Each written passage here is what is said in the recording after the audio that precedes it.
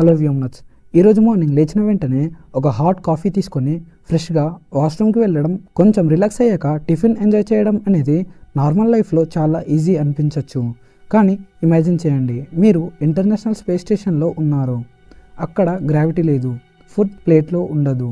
నీళ్లు తాగాలని ట్రై చేస్తే వాటర్ మాలిక్యూల్స్ ఎయిర్లో ఫ్లోట్ అవుతాయి. ఆఖరికి మీకు వచ్చే చెమట, కన్నీరు లాంటివి కూడా గాల్లో తేలుతూ కనిపిస్తాయి. ఇదంతా ఒక ఆస్ట్రోనాట్ నార్మల్గా ఫేస్ చేసేవే.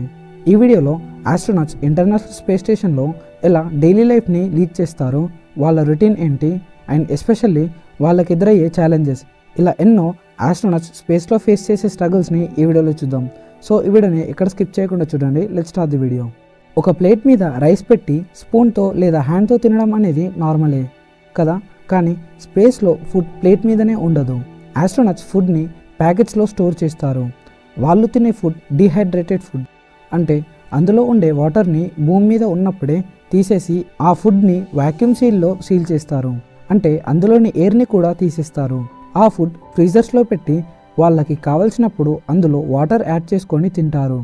ఆ ఫుడ్ని తినేటప్పుడు కూడా వాళ్ళకి కష్టమే, ఎందుకంటే ఫుడ్ తినేటప్పుడు ఆ ఫుడ్ చిన్న చిన్న మాలిక్యూల్స్లా మారి ఆస్ట్రోనాట్స్ ఐస్, నోస్, ఇయర్స్లోకి వెళ్ళే ప్రమాదం ఉంది. ఈ వాక్యూమ్ సీల్డ్ ఫుడ్ అనేది ఓన్లీ సాలిడ్ ఫుడ్స్కి మాత్రమే. మరి లిక్విడ్ ఫుడ్స్కి లైక్ వాటర్ తాగాలంటే ఇంకా కష్టం. మనం తాగినట్టు వాళ్ళు వాటర్ని నార్మల్గా తాగితే వాటర్ మాలిక్యూల్స్ చిన్న చిన్నగా విడిపోయి స్పేస్ క్రాఫ్ట్లో ఫ్లోట్ అవుతాయి. అలా అవి స్పేస్ క్రాఫ్ట్లో ఉండే ఎక్విప్మెంట్ని డ్యామేజ్ చేసే ఛాన్స్ ఉంది. సో వాళ్ళు వాటర్ని స్పెషల్ పౌచెస్లో స్టోర్ చేస్తారు. ఆ పౌచెస్కి స్ట్రా ఉంటుంది, దాంతో వాళ్ళు డైరెక్ట్గా తాగుతారు. ఆస్ట్రోనాట్స్ తాగే వాటర్ గురించి ముఖ్యమైన విషయం వీడియోలో ముందుకెళ్ళాక చూద్దాం. ఆస్ట్రోనాట్స్కి ఫుడ్ కన్నా ముఖ్యమైనది టాయిలెట్. తిన్న ఫుడ్ బయటకు వెళ్ళాలన్నా స్పేస్లో ప్రాబ్లమే. స్పేస్లో గ్రావిటీ లేకపోవడం వల్ల వాటరే గాల్లో ఫ్లోట్ అవుతున్నప్పుడు ఐఎస్ఎస్లో వాష్రూమ్ ఎలా వెళ్తారు? అక్కడ నార్మల్ టాయిలెట్స్ వర్క్ అవ్వవని తెలిసిందే, ఎందుకంటే నార్మల్గా వెళ్తే టాయిలెట్ కూడా వాటర్ లాగానే గాల్లో ఫ్లోట్ అవుతుంది. సో దీనికి సొల్యూషన్ సక్షన్ బేస్డ్ టాయిలెట్స్. ఆస్ట్రోనాట్స్కి ఒక స్పెషల్ వాక్యూమ్ టాయిలెట్ ఉంటుంది. దానిలో ఫుడ్ స్ట్రాప్స్ని పెట్టి ఫిక్స్ అవ్వాలి. యూరిన్కి ఫనల్ సిస్టమ్ అంటే పైప్ లాంటిది ఉంటుంది. సాలిడ్ వేస్ట్కి అయితే వాక్యూమ్ సీట్ ఉంటుంది.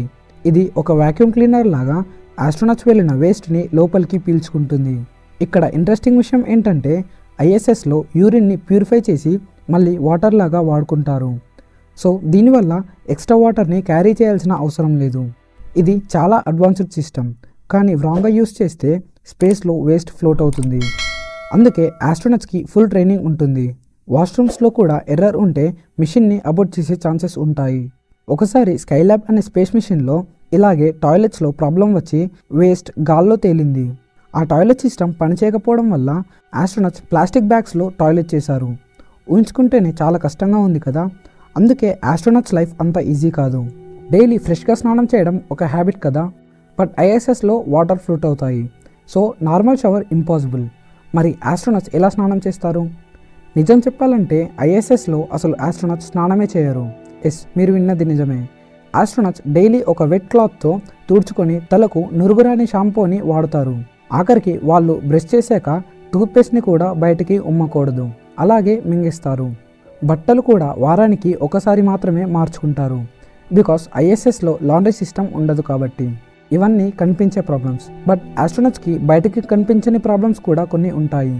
ఆస్ట్రోనాట్స్కి ఐఎస్ఎస్లో ఉండడం అనేది అడ్వెంచరస్ అండ్ థ్రిల్లింగ్గా అనిపించవచ్చు, బట్ వాళ్ళ బాడీకి చాలా కష్టం.